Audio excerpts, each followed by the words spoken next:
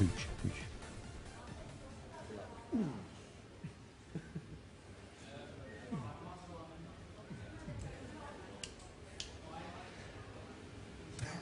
Starting? I think we're starting. Good. The director just told me that we're starting. So hello, it's the Compo Studio for the dance music competition, and we're here with a panel of very stern judges who will be judging the entries as we heard them. My name is Christopher Japeq Lawson. Some of you might know me from the alt party and the demo scene in general. I, of course, listen to a lot of electronic music and dance music, so that's probably why I was brought here. Hello, I'm Matti Ruuskanen. I was invited to this panel by him, my friend. I have a background in music since I was a child, and I've been dancing mostly partner dances also. This also this for 5 years, dancing, competing, teaching, even play violin and so on. Did any of the entries make you want to dance? Well, I've been to a few raves during my studies, and during my studies, I'm not a huge fan of this kind of dancing music. I'm more into salsa and swing music, okay, boogie woogie such. But there were some that I could imagine dancing very well in a club.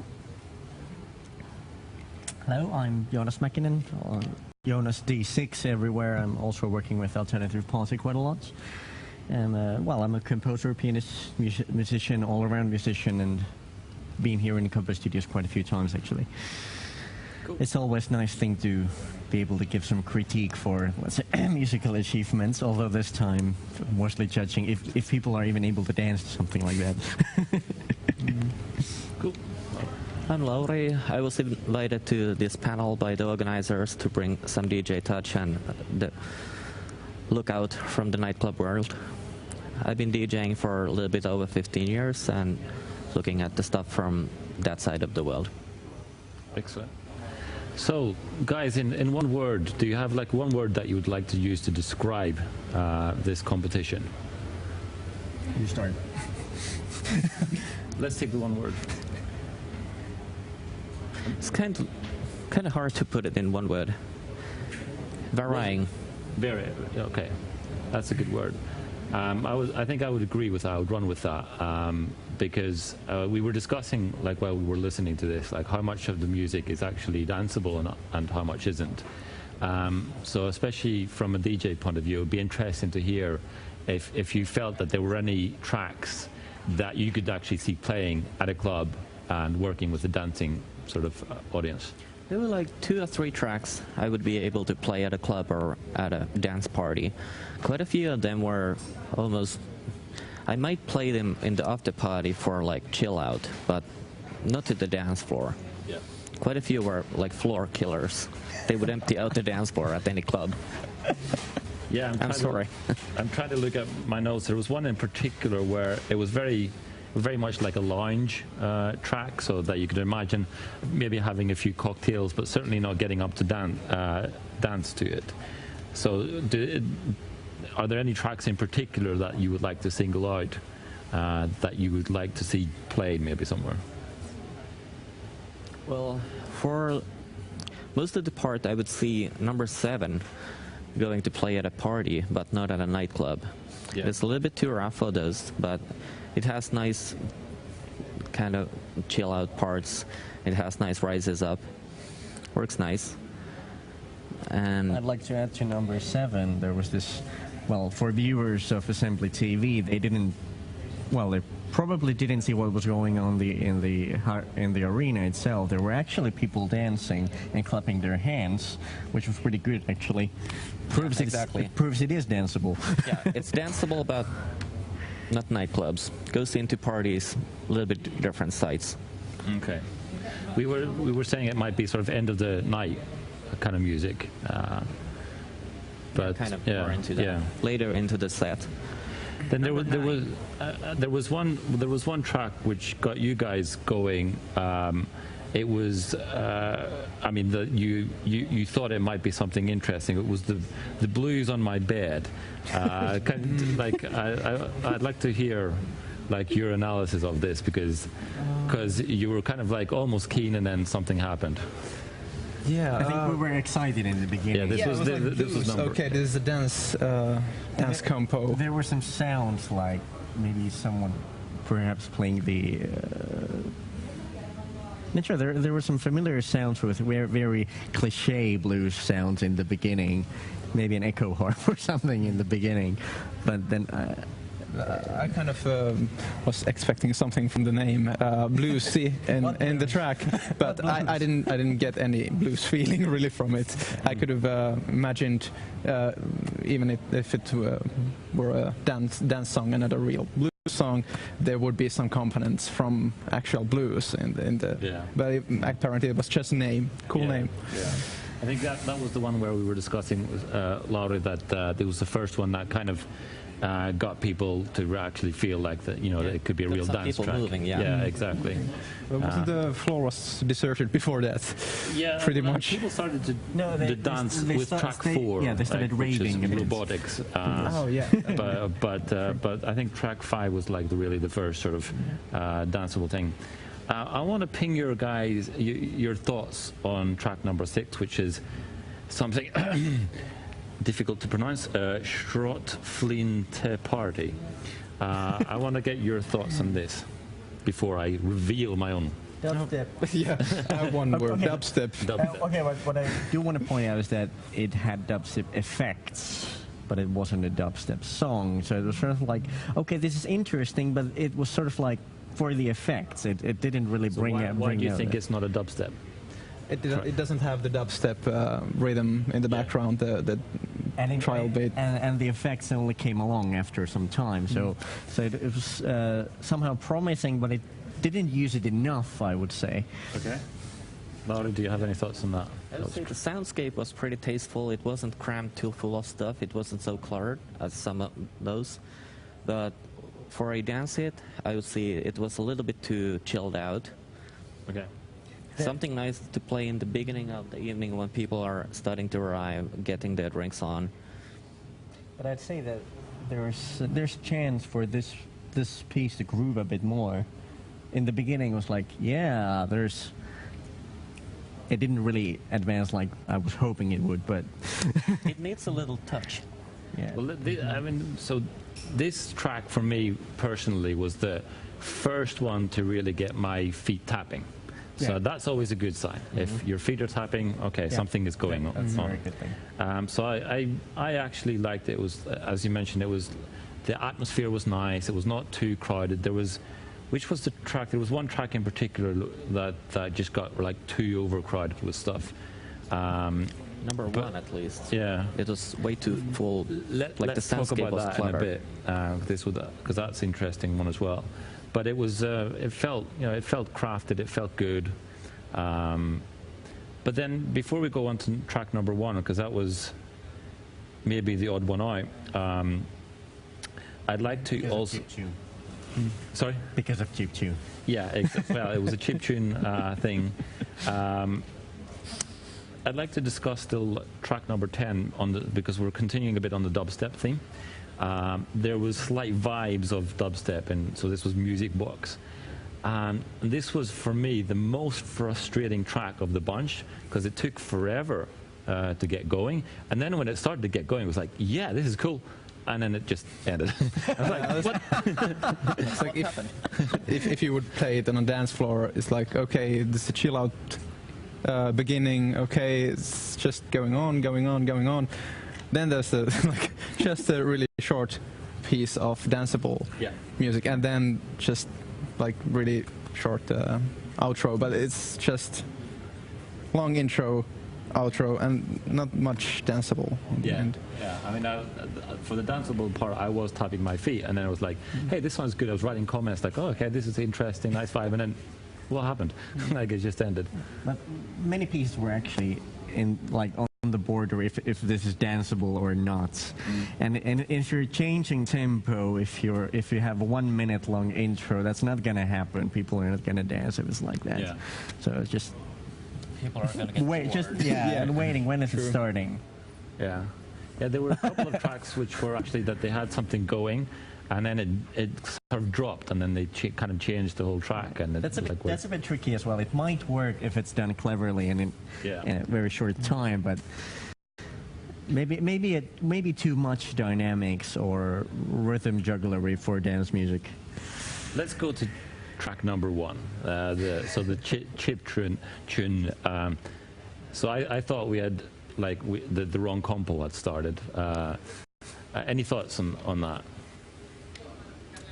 It was good enough to be in listening. Yeah. And probably some other pieces too were a little bit like not knowing if they wanted to be in listening music or dance music, but this was one of them. I think it was nice for listening, but I don't know if it's danceable. I saw the sound stage, it was way too cluttered, and at some point it felt like, okay, who switched the songs? Like, something happened in there. You ran into a wall, and it went the other direction. The song was nice, but I don't know about the classification of it. And it sounded almost like okay, I have 2 songs, like one longer, and then I have one shorter, and I'll just put this as some kind of intermission part here. I don't know. I honestly thought that it's 2 different songs, but when I look at the screen, okay, it's the same song. Well, I think it's interesting that, I mean, this was, if I remember correctly, it was a tune made with a tracker, a PC tracker, but then it was actually using chip samples. So it actually wasn't a chip tune; it just happened to use chip samples, which is quite a curious sort of solution to do. Now, this is another interesting topic. I mean, you touched on it a bit. The way that we have now with assembly, there's there's the listening music and then the dance music competition. Which is still a new category, but yeah. Does this make any sense whatsoever, having these 2 different categories? Since it seems to be that some are not quite sure where to enter there. If I've understood correctly, the founding reason for having these 2 categories is that we simply had too many music entries. Yeah, so my joke while we were listening was that there were so many good entries at the music competitions before that we had to split it into 2 different competitions. This time I felt like we didn't have enough good music entries to split into 2, but maybe it's because listening and dance perhaps aren't the best categories we could use, but... This was a slightly sarcastic comment, by the way. I don't think we've ever had too many good entries in the music competitions.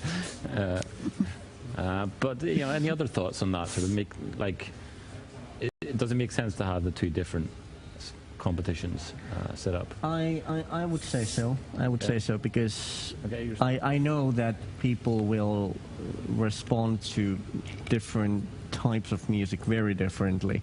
So if you just have one music and there's some piece which is more ambient, some that is more dancing, and some where there is huge orchestration or singing, or maybe perhaps it's humorous.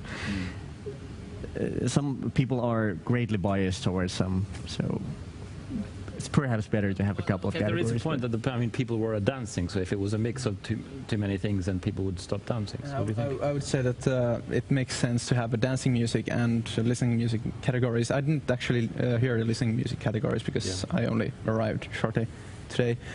But kind of dancing music kind of sets these boundaries for the song. It has to have a certain kind of beat. It has to be predictable for the dancer. Be it any type of dancing music, but it has to be predictable to a certain extent. And most important thing I would say for dancer is that you can hear the beat in all parts of the song. Otherwise, you get confused and then you get frustrated and then you leave the dance floor, basically. And you can do that kind of things in listening music, but not in dancing music.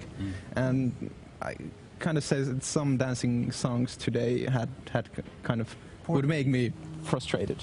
Yeah, I was exactly going to come to that. A lot of those were too unpredictable. Like when you get going, you start dancing. If you run into a wall and all of a sudden like everything goes haywire, like people are gonna like flee the dance floor. You're just gonna see it like, poof, what happened? Ever happened to you? Yep. Quite a few times. To the best of us.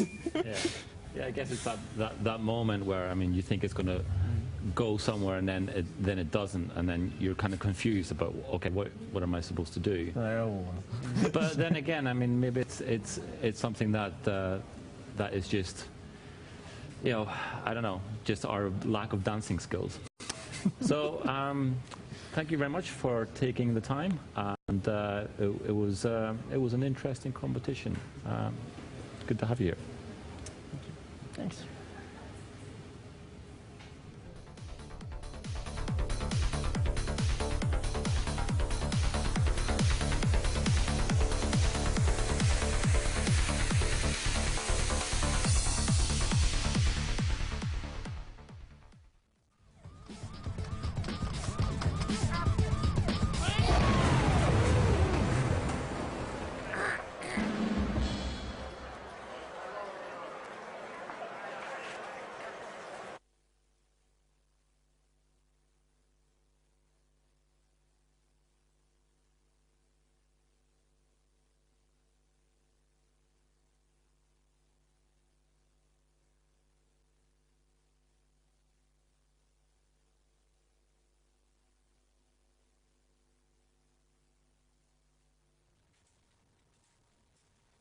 Ei jaks pelata CS enää. Juo sitten ekstra sokerinen energiajuoma. Assembly hinta on 5,90.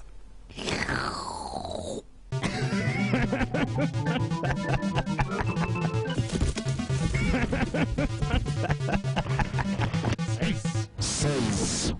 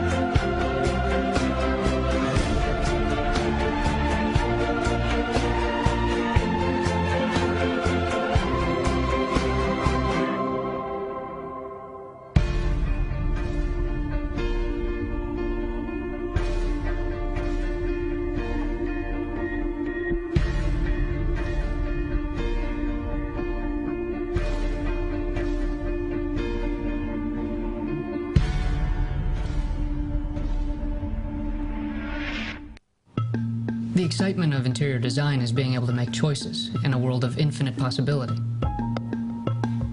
Padphone Infinity helps me make those choices. It's really my office on the move. It lets me share my ideas with clients, and I get to explore their ideas too. Padphone Infinity gets it right. Every time. The Asus Padphone Infinity.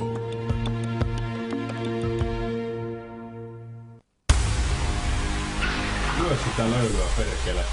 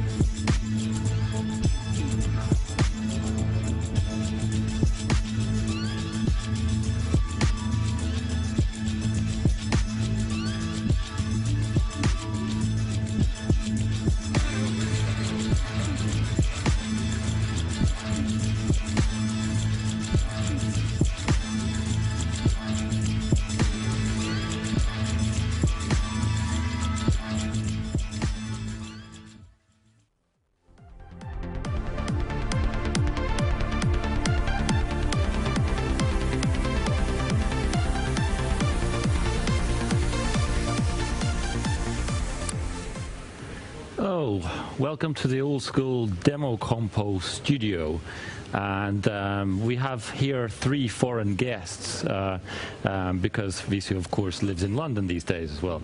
My name is Christopher Sedok Lawson, and I'm an old Atari demo scener, so of course this compo sucked. Yeah. Do you want to introduce yourself just first? Oh, yeah, that would be a good idea. I'm sort of Gasman of We Program. I'm leading light, I suppose, in the Spectrum scene, and along with doing bits and pieces on sort of any platforms I can lay my hands on, Raspberry Pi, JavaScript. But yeah, the Spectrum's where my real heart is. Yeah, it's not quite up to the level we've known from previous assemblies, really. It's and seems to be sort of quite a few entries to there to promote other parties and other things. I wonder if in 10 years' time, then demos will just exist to promote the next party, and then to clarify, for me this sucked because it had no Atari entries and there were so many Amiga entries. Visi, go ahead. Yes, platform zealots are back on the scene, and it's good to have them. So tell us a bit about who you are, why you're here. Yes, I'm Visu of Trilobit and Billatrip and PWP and some other groups, but those would be the ones we're mentioning now to keep the label size small enough for the screen. But definitely an interesting compo. There were a lot of Amiga productions, even an advertisement that we made, and surprisingly a lot of invitations. I noticed that as well. Strangely, I think tightening the rules to the old school demo compo this year has resulted in experimental platforms as well. So they kind of went with the strict route of having just the one sort of scene platforms or whatever with the old school rules. But I think it might not work as well as they planned. I think there could have been more quality productions. They were quite weak. Let's discuss that in a bit. That's an interesting topic.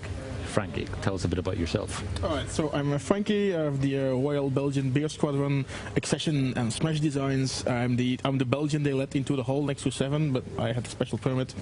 And for me, the competition ruled because Atari is dead and it should remain dead. And even at Outline, an Atari party, they run Atari stuff in an emulator, and the best Atari demo ever was a translation of an Amiga demo.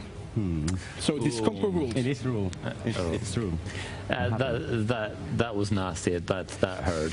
But I understand because I understand that. I mean, actually, one of the things with the Atari scene back in the old days was the fact that they converted the old Amiga demos because the hardware was so much limited. But yet similar. Yeah. Similar. But I mean, but still, the Falcon was the best demo platform ever. But let's talk about this. Yes. We can agree on that. Absolutely. Let's talk about this. It's official now. Falcon is the best platform. Okay, we have 2 people supporting that idea. Excellent. Yes. I'm going to make a strong statement. I think the old school demo compo is not going to appear at Assembly in future years. What do you guys think? Yeah, I think. Well, I guess part of the sort of excuses we can make for the old school scene is that they kind of have their own parties, and like for the C64X in the Netherlands. I don't know, but it's not my. Didn't make any geographical errors there. And as far as the Spectrum goes, I think it's really big in Russia there. So I think there'll be sort of lots of good stuff happening at Chaos Constructions next weekend in St. Petersburg. So I think it's maybe Assembly has it's become established as the PC place to go, and I think everywhere else has found their niche maybe. So is the Spectrum scene, is that still very much alive in Russia? I haven't visited there for a while. Yeah, I think it's as far as what people grew up with, then the Spectrum was really their equivalent of the Commodore 64 in the Western Europe, and I say there's a bit of activity in the UK and Poland, Czech Republic as well. But yeah, it's interestingly, it's like the reason it was so big is that because the Spectrum hardware is just there's hardly any custom chips, so it was actually really easy to be cloned. So the designs for it found their way across the Iron Curtain, and then people have built their own versions of it. So yeah, it really does have a big influence there. Visu, you had an entry in this competition. Yes. We promised you that we would analyze it in great detail. So this was the first entry. Okay. Tell us a bit about the amazing stuff that went into it. It was something done as a compo filler because Brightlight and Japeq said that there won't be enough entries in the compo. So I was working at the Scrolly stand, which is a Finnish computer culture magazine that some people on the internet put together. There's a lot of demo sceners, but there's a lot of other people from pretty much all sorts of different computer culture and works of life, really. A mix of people who were interested just making a magazine together about various subjects relating to computer culture in Finnish, for Finnish people, mainly, I think. So sort of replace some of the old computer magazines that we had in the 80s, for example, like Microbit, sort of keeping the spirit up in its own way. So I just did a quick advertisement for it because it's nice to have subscribers. Because it is I mean, for years people have talked about how computer magazines don't talk about the hobby stuff going around computers. They don't have program listings anymore. It's all about like Windows tips, and these guys stop complaining. We have program listings, and we have 2 big issues now, and we have code in them both. And we did a really nice idea we printed together some QR codes which encode 256-byte intros in them. So there's a choice of intros for many platforms, mostly PC, but there's other platforms as well. That's probably the one thing that could actually get me to. That's a new thing. It's a new thing. It's a new thing. Go check it at the Scrolly stand. You can browse the magazines there. Nobody successfully yet managed to decode the programs for me, and they should be valid. So if you can do it, you'll be the first. So Frankie, we're going off topic now, although Scrolly is fantastic. That's our intro. Yeah.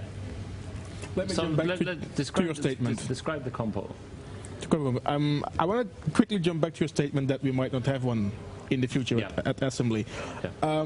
That's completely up to the people making the demos. I mean, people have been calling the scene will be dead in 3 years for 20 years. Sure. So it's the same, and it's you have good years, you have bad years. I've seen it at other parties, say Breakpoint, Revision, even the bigger parties. You have the old school platform. It's hit or miss. It's a lot and good, or it's with all due respect, the default productions that we have this year, the 2-3 compo fillers, and then one, and then of course one which will jump out. I agree that is the normal kind of the roller coaster. Indeed. But when was the last time that you remember seeing a really great old school demo compo at assembly? I can't remember. For me personally, it was easy because it was PWP's Robotic Liberation at assembly. That was a great compo. All the demos in that compo were really nice. You usually have assembly. You have PWP. You would have something on the VIC-20. You would have something on Atari, and this year that didn't happen. Yep. And that's your compo maker. That's your compo winner, which for one reason or the other we can't have. Well, rule changing from another background. Nobody will ever be happy with any